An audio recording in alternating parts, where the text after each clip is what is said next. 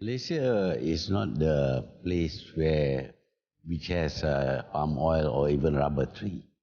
The rubber tree was imported from Brazil through the United Kingdom to Malaya during the time of the British. But in Malaya and Malaysia later on, we plant them on a very large scale in a very orderly fashion, and we have big estates which are managed by professional managers. When we found that the palm oil gives bigger returns on the same piece of land, we switched from rubber to oil palm, and today oil palm covers most of the Malaysian plantations. Several million acres or hectares are planted with palm oil, and that has given us a good return. The other source of income for Malaysia used to be tin. أنا لاحظت هنا أنك في عملية النهضة سعيت للاستفادة من الخامات الموجودة في البلاد لكي تعمل عملية تطوير بها بالدرجة الأساسية، وبالتالي كان زيت النخيل، كان المطاط، كان القصدير مع النفط طبعا من الأشياء الأساسية التي اعتمدتم عليها كثروة طبيعية موجودة في ماليزيا. Tree plantations as well as tin mining does not employ many people. We have a lot of unemployment in Malaysia, so we have to turn to other sources of income in order to create more jobs for our people.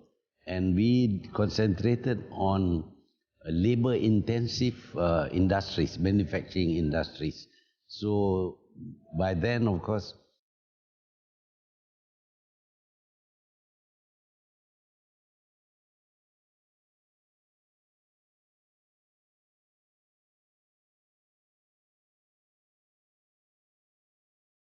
the tin price is determined actually by the London tin market. So we have no control over the price.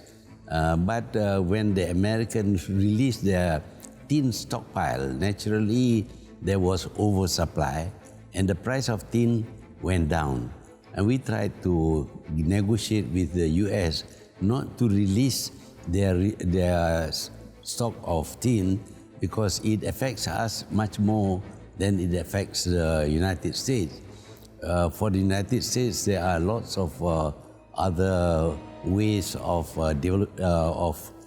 making a return on their investment. But in Malaysia, tin is a very big item in our industrial returns from investment. So we did ask America not to release their stockpile of tin.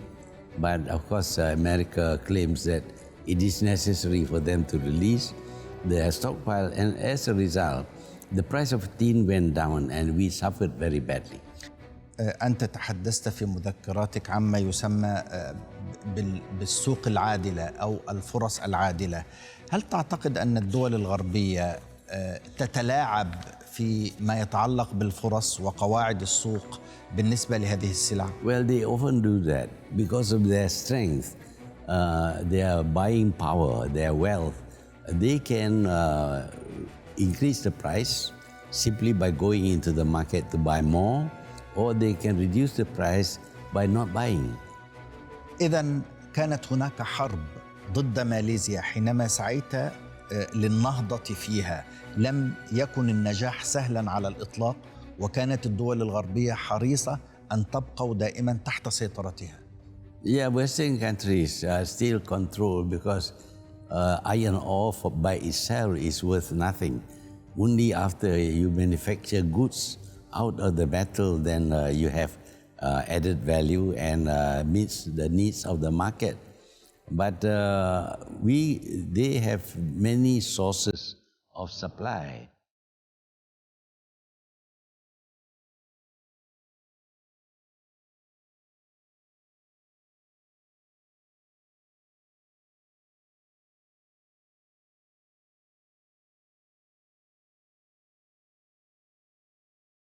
Privatization was necessary because many of the government-owned industries were not doing well. Government is not good in business because government companies tend to budget for support from the government every year. Millions of dollars have got to be given to the companies. It's not like in private sector, of course, the money is made by the company and they have to pay tax to the government. So it's better if the private sector owns and runs the industry because they are oriented towards profit and they are more efficient. هناك اتهامات لك ولحكومتك بالفساد في عملية الخصخصة وأنكم بعتم أصول الشركات بأقل من قيمتها السوقية. Well, the accusation has got no basis. Otherwise, they would have taken us to court for wrongful management of the companies. But this was just an empty accusation. Actually, privatization saved the government hundreds of millions of dollars. At the same time, it reduces the need for us to inject more capital every year.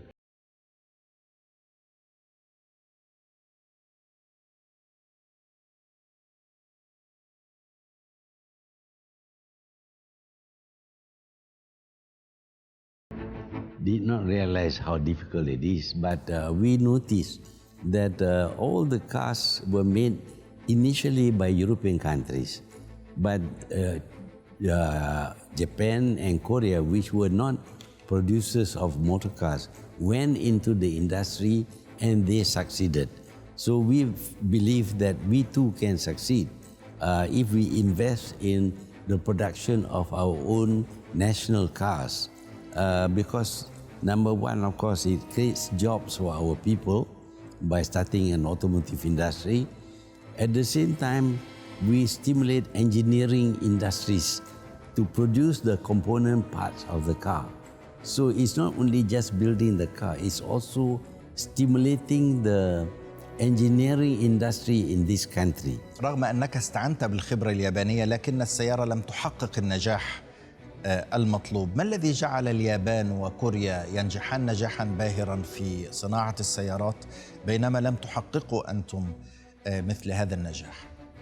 Yeah, but basically, of course, they have a very strong protection initially.